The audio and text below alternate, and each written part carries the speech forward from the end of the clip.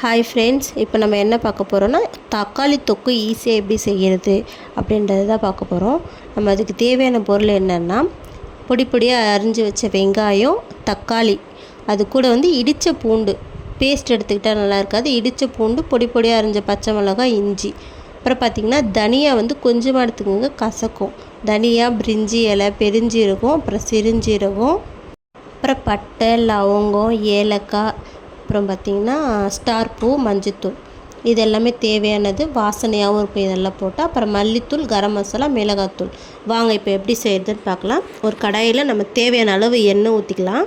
எண்ணெய் ஊற்றினதுக்கப்புறம் நம்ம எடுத்து வச்ச பட்டை, லவங்கம், ஏலக்காய், ஜீரகம் எல்லாமே போட்டுக்கலாம். போட்டுக்கிட்டு அது கூட கொஞ்சமாக நம்ம கருவேப்பிலை போட்டுக்கலாம்.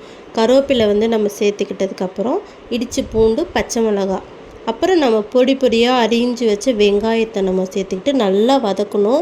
வெங்காயம் பொன்னிறமாக வர்ற அளவுக்கு நல்லா நம்ம வதக்கி விடணும்.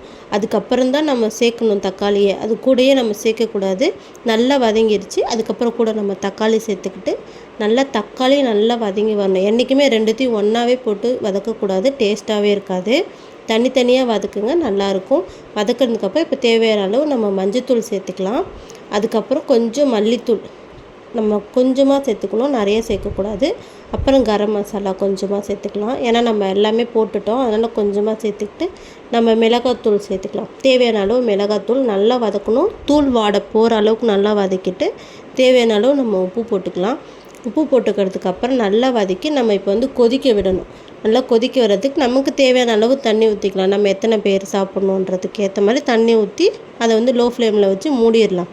மூடி நல்லா கொதிக்கிட்டோம். அதுக்கப்புறம் பார்க்கலாம்.